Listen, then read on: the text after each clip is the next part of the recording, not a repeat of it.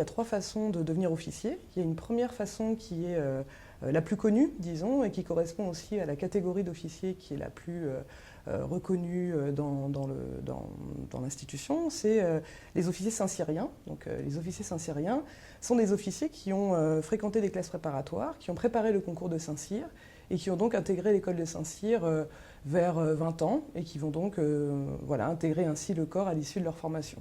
Ça, c'est la première façon de devenir officier. On a ensuite une deuxième façon qui, elle, va s'opposer à ce recrutement par les écoles, qu'on appelle aussi recrutement direct, qui est le recrutement interne. Donc il y a une grande partie des officiers, plus de la moitié en fait des officiers du corps, qui vont être d'anciens soldats ou d'anciens sous-officiers et qui vont avoir mené une première partie de carrière comme sous-officiers dans l'institution et qui ont la possibilité à de multiples reprises, plus ou moins tôt dans la carrière de sous-officier, ils vont avoir plusieurs possibilités de passer des concours internes pour intégrer le corps des officiers. Donc ces officiers deviennent effectivement officiers plus tard que leurs collègues, généralement vers entre 30 et 40 ans. Il y a une troisième modalité de recrutement qui est un petit peu plus récente et qui est un recrutement qui va plutôt se tourner vers les diplômés de l'université, le plus souvent. Donc ce sont des étudiants qui vont avoir un niveau licence ou un niveau master, qui peuvent intégrer l'institution sur la base en fait, de leur titre. On parle alors de recrutement sur titre universitaire, et qui peuvent donc devenir officiers le plus souvent sur des spécialités, juristes, communication, etc. Mais ils peuvent aussi prétendre en fait, à des fonctions d'officiers plus classiques, c'est-à-dire combattants. Donc voilà les trois types de recrutement. Le recrutement social de ces différentes catégories d'officiers est sensiblement différent puisqu'on voit que ça correspond à des parcours scolaires et des trajectoires sociales qui sont sensiblement différentes. Au niveau du recrutement saint-cyrien, on va avoir une plus grande proportion de fils de cadres. Donc, alors les saint-cyriens et les officiers issus du rang sont fils de militaires dans les mêmes proportions. Mais chez les saint-cyriens, on va retrouver plutôt des fils de colonels, des fils d'officiers, alors que chez les officiers issus du rang, vous allez plutôt avoir des fils de sous-officiers, ou alors quand ils sont fils d'officiers, c'est des fils d'officiers issus du rang eux-mêmes. Donc on a en fait un recrutement, on va dire, plus bourgeois, du côté en fait, des saint-cyriens, une bourgeoisie alors, qui n'est pas forcément dominante numériquement, mais qui est quand même très présente, plutôt catholique traditionnelle, donc qui est associée aussi à des pratiques religieuses, voilà, une pratique religieuse intense, qu'on peut retrouver à Saint-Cyr, et donc plutôt de la bourgeoisie. Et au niveau du recrutement des officiers issus du rang, alors là c'est un petit peu plus éclaté, on peut avoir une part, on peut avoir quelques fils de cadres, mais on a plutôt en fait de la classe moyenne, voilà, une forme de, c'est plutôt des fils de profession intermédiaire, et il y a quelques fils de cadre aussi, mais voilà, c'est un petit peu plus éclaté. Et au niveau du recrutement des officiers issus des filières universitaires, on a aussi un recrutement plus bourgeois. Donc en gros, on a deux groupes sociaux qui vont s'opposer. D'un côté, les enfants de la bourgeoisie catholique traditionnelle, pour Saint-Cyr, même s'ils ne sont pas tous évidemment sur ce mode-là, et au niveau des officiers issus du rang, plutôt des fils de classe moyenne ou un petit peu de classe populaire, mais pas complètement. C'est plutôt chez les sous-officiers et les soldats qu'on va retrouver les classes populaires dans l'institution. L'institution militaire propose un type de carrière qui peut contribuer dans un premier temps à abolir les différences sociales qui pourraient effectivement se glisser sous l'uniforme. Donc dans un sens, l'uniforme peut abolir les différences de recrutement, dans le sens où, disons, durant les 10 premières années de carrière, que les officiers soient issus de Saint-Cyr, des grandes écoles, qu'ils aient fait des classes prépa, etc., ou qu'ils soient d'anciens sous-officiers qui ont mis une première partie de carrière au commandement direct, etc., quel que soit leur recrutement, ils vont avoir un parcours professionnel, un type et un rythme d'avancement qui va être identique. Tous vont être lieutenants, puis capitaines. Personne ne passe lieutenant, capitaine plus vite que les autres. Et surtout, ils vont en fait évoluer dans les mêmes espaces. Tout le monde est en régiment. Les collègues des saint-cyriens sont donc avant tout des officiers issus du rang. Ils peuvent être dans les mêmes unités, hein, typiquement une unité une unité de cavalerie va être composée, une compagnie va être composée de plusieurs pelotons. Eh bien, il y a un chef de peloton qui va être un officier saint-cyrien, un chef de peloton qui va être un officier issu du rang, etc., etc. Et l'armée est très attachée à ça. On n'aura pas de compagnie où il y a exclusivement des saint-cyriens ou exclusivement des officiers issus du rang. Donc du coup, dans un premier temps, les expériences professionnelles sont les mêmes. Le rythme d'avancement est le même. Il y a une forme de coexistence sociale sous l'uniforme qui tend et qui peut abolir les différences. Et notamment, par exemple, on va dire la suprématie scolaire des Saint-Cyriens peut très bien être renversée dans les interactions. On peut se moquer en fait de cette suprématie scolaire qui sera bientôt une suprématie hiérarchique, puisqu'ils vont à la fin occuper en fait les positions dominantes. Elle peut être renversée parce que les officiers issus du rang peuvent très bien dire, écoute, toi tu es un petit jeune, t'as pas mon expérience, et comme tout le monde s'évalue à sa capacité à commander les hommes, à être un meneur, etc., eh bien les officiers issus du rang peuvent renverser, on va dire, la hiérarchie scolaire et sociale qui évidemment va s'incarner très, très vite dans l'institution après ces 10 ans de carrière. Donc dans un sens, on peut dire, l'uniforme peut abolir.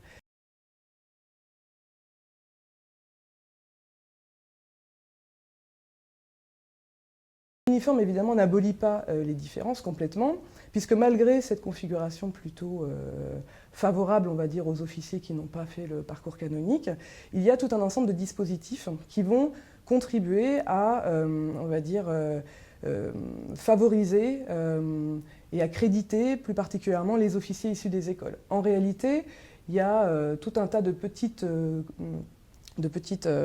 outils dans l'institution, de petits dispositifs qui vont favoriser les officiers saint-cyriens. Par exemple, à la fin de ce tronc commun, les officiers saint-cyriens vont hériter plus facilement que les officiers issus du rang des unités les plus combattantes, qui sont celles dans lesquelles on peut asseoir une certaine réputation, une certaine expérience, etc.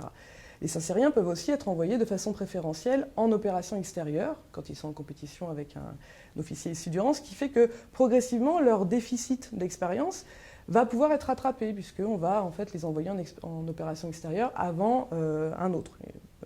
Voilà, donc en fait progressivement, on a en fait des formes de discrédit un peu de l'expérience des anciens sous-officiers. Au début, ils sont plus dotés, et puis à la fin, progressivement, ils ont le sentiment de passer à côté de la carrière combattante de l'officier. Et donc à la fin, on a quand même des configurations assez étonnantes où des officiers issus du rang qui pourtant vont avoir une réputation de quelqu'un d'expérience, reconnu par les hommes, etc., dans le régiment où j'ai fait mon enquête, un officier qui avait cette réputation, quand on le discute avec lui, donc à ce moment-là, il a 50 ans, il est en fin de carrière, je discute avec lui et je me rends compte que lui se sent pas du tout à la hauteur en fait, de sa position. Il a presque envie de saluer les jeunes capitaines qu'il croise parce qu'il se rend compte que tout au long de sa carrière, au début, il était extrêmement bien placé en termes de réputation, on va dire, guerrière, et puis progressivement, il va subir des formes de discrédit.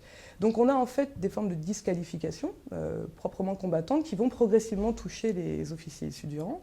Donc ça, c'est la dimension militaire, on va dire, comment finalement l'expérience devient ce qu'ils appellent le privilège des cons, c'est-à-dire on la valorise, mais progressivement, en fait, elle va être source de relégation. Il y a cet aspect-là militaire. Et ensuite, il y a tout un tas de dispositifs, même dans ces premières années de carrière, qui vont faire qu'il y a certaines façons d'être, qui sont socialement situées, qui vont en fait être érigées en façon d'être typiquement officier, et qu'on va être amené à reconnaître comme étant la façon d'être d'un officier. Je prends l'exemple en fait, de la cavalerie, parce qu'en fait, c'est quelque chose qui marche très bien. Quand les officiers se forment en fait, dans leur école d'application, moi, c'est un régiment d'armes blindées cavalerie, donc c'était l'école d'application de l'arme blindée cavalerie. Il y avait des cours d'équitation. Pour les officiers issus du rang, c'était l'enfer. Dans tous les entretiens, il me dit, donc il ne parle jamais d'un cheval avec les termes canoniques, c'était le kiki, le canasson, le bourrin. Il me montrait bien à quel point ça les heurtait de devoir avoir ce style collémenté. Eux qui portent d'autres façons d'être, d'autres façons de faire, ils voyaient bien que les officiers issus des écoles, qui avaient fait ça dans leur enfance, étaient favorisés. Donc à la fois, on leur imposait ce style-là, donc on voit qu'il y a des pratiques sociales qui vont être imposées comme normes professionnelles. Il faut savoir monter sur un cheval, alors qu'on ne monte plus à l'assaut, évidemment, à la tête d'un bataillon de cavalerie classique. Donc on impose ce type de façon de faire, et en même temps, les officiers issus du rang, à la fin, ne se moquaient pas tant de leurs camarades, ils reconnaissaient finalement dans la cavalerie, dans l'équitation, des qualités proprement militaires, en disant, bon certes, ça donne un style collémenté, c'est socialement situé, etc. Mais en même temps, c'est vrai que c'est important qu'on nous éprouve sur cette pratique, puisque finalement, maîtriser un cheval, c'est un cas de commandement, on doit trouver des détours pour sortir le bourrin du box, etc. Et donc on voit que des pratiques qui sont socialement situées vont être érigées comme normes professionnelles, et à la fin, les officiers issus du rang qui ne sont pas porteurs de ces façons de faire et de façons d'être vont aussi rencontrer tout un tas de représentations qui vont les amener à reconnaître comme légitimes, comme militairement légitimes, des pratiques qui sont en réalité socialement situées. Donc à la fois l'uniforme abolit les différences, on peut, quand on est issu du rang, faire une vraie carrière dans l'institution, on peut avoir des expériences partagées, et en même temps, dès ces premières années passées sous l'épaulette, avant même que les Saint-Cyriens soient généraux et que les officiers issus du rang soient des capitaines au long cours, il y a tout un tas de dispositifs qui vont marquer les différences, faire exister sa hiérarchie et progressivement les rendre douloureuses pour ceux qui ne sont pas issus des recrutements les plus valorisés. Les femmes, en fait, sont minoritaires hein, dans le corps des officiers. On trouve, il me semble, 15% de femmes dans le corps des officiers.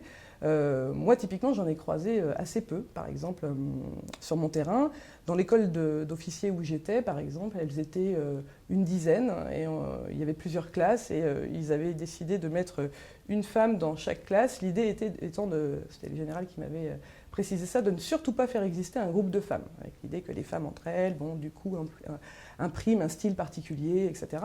Donc les femmes sont minoritaires sur le plan numérique.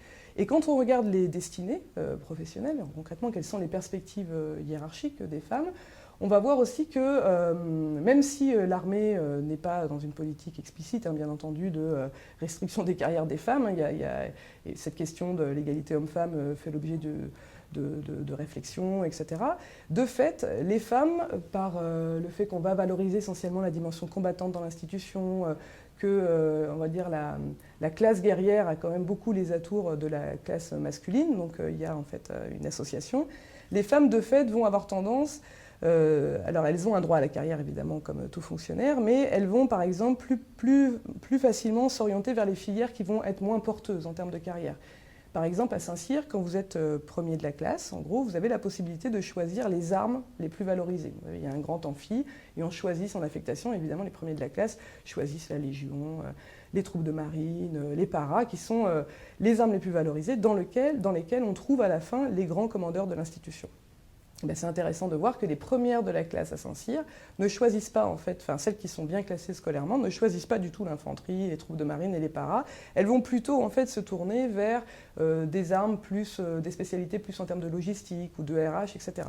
Ce qui fait que mécaniquement, quand on regarde au niveau des généraux, on va trouver beaucoup moins de femmes générales parce qu'elles sont précisément dans les filières qui sont moins porteuses.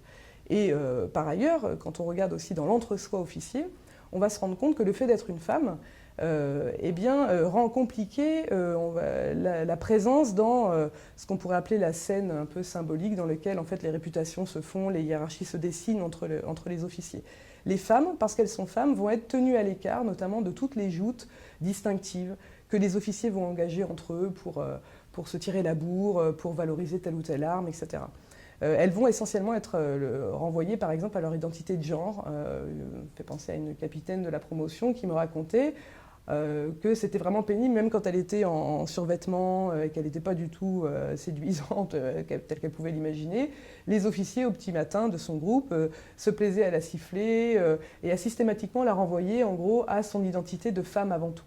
Et très concrètement, il y a effectivement des rapports en fait de fraternité, de complicité entre les officiers féminins et les officiers masculins.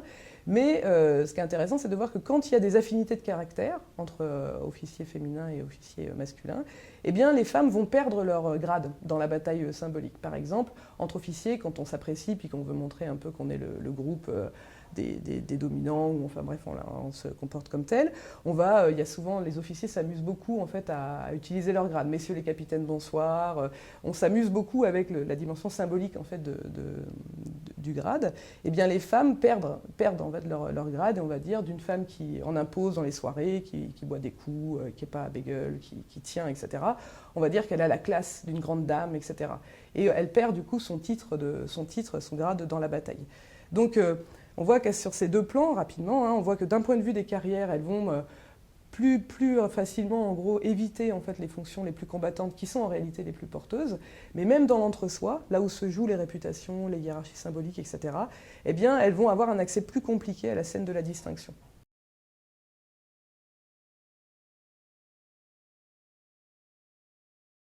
Un renouveau du regard critique sur l'institution militaire, ça serait très concrètement d'éviter de reprendre le discours que l'institution donne et offre d'elle-même. Je vais prendre par exemple le cas du mythe combattant. Quand on pense à l'institution militaire, on pense avant tout à une institution qui est une institution peuplée de combattants, qui mène le combat, etc. etc. Or, un premier travail d'objectivation, qui est aussi un travail de première étape du travail critique, c'est de voir combien ce mythe combattant qui englobe l'institution correspond en réalité très concrètement à une minorité, par exemple, des membres de l'institution. 70% des officiers ou des unités ne sont pas des unités dites combattantes. On a avant tout une institution qui est peuplée de gens qui vont rendre le combat possible, des logisticiens, des forces d'appui, de soutien, etc. Donc une première façon de porter un regard critique, c'est d'essayer d'objectiver ce que l'institution donne à voir d'elle-même. C'est la première étape. Cette étape d'objectivation, elle permet aussi de tirer des fils que l'institution, typiquement, ne vous donnera pas la possibilité de tirer. Je vais prendre l'exemple, en gros, des classes sociales, par exemple, et de l'institution militaire. Quand vous écoutez l'institution militaire, vous avez une institution qui vous dit, certes, il y a de tout sous l'uniforme, mais les classes sociales sous l'uniforme disparaissent en réalité, puisque tout le monde est un soldat tendu vers la mission, la réussite de la mission au service du drapeau, etc. Cette diversité sociale, elle est en réalité rendue silencieuse sous la nouvelle identité de soldat. Eh bien, une façon de ne pas s'en laisser compter par le discours de l'institution, avoir un regard critique, c'est s'emparer de la question des classes sociales, prendre acte de la façon dont l'institution fait disparaître un peu les classes sociales, ou au contraire nous raconte que c'est une bénédiction, c'est la rencontre des différences, etc. Et de montrer que peut-être qu'effectivement il y a des formes de rencontres et de coexistence sociale sous l'uniforme qui peuvent donner lieu à des trajectoires sociales ascendantes, des amitiés transclasses, etc.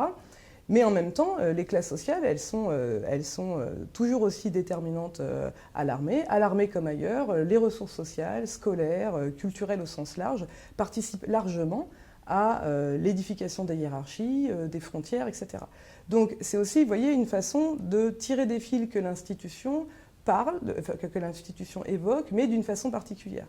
Les classes sociales, le discours de l'institution, c'est la célébration des différences. Le discours de sociologie critique, c'est de prendre acte de ce discours, de voir à quel point il peut avoir partie liée avec une forme de réalité, mais en même temps aussi de montrer que les classes sociales vont alimenter des différenciations, des hiérarchies, etc.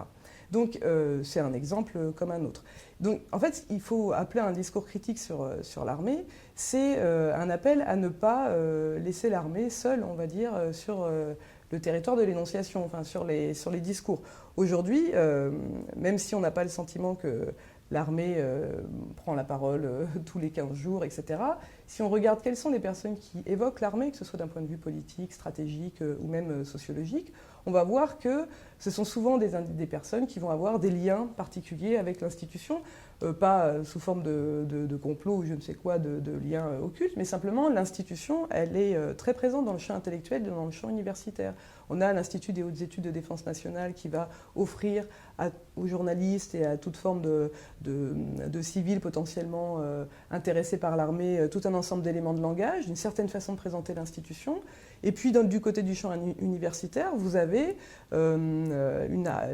l'armée est très engagée dans le financement de nombreuses thèses en sociologie, donc ce sont des bourses de recherche de la délégation générale à l'armement, si vous voulez, qui ne vont pas imposer un cadre d'analyse obligatoire à leurs chercheurs, qui leur laisse une certaine forme de liberté, mais qui en même temps, par les lieux de sociabilité qu'elles offrent en termes de laboratoires, de colloques, etc., vont contribuer à baigner aussi ces chercheurs dans un discours institutionnel dont ils ont inégalement les moyens de contrer.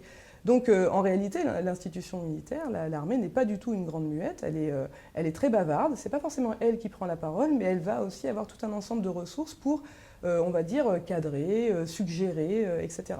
Et donc un discours critique sur l'armée, c'est-à-dire prendre acte de ça, essayer de voir déjà de quoi est fait ce discours-là, et de trouver les moyens d'objectiver les mythes institutionnels, le mythe de la méritocratie, de la fin des classes sociales et des fonctions sociales de l'armée, par exemple.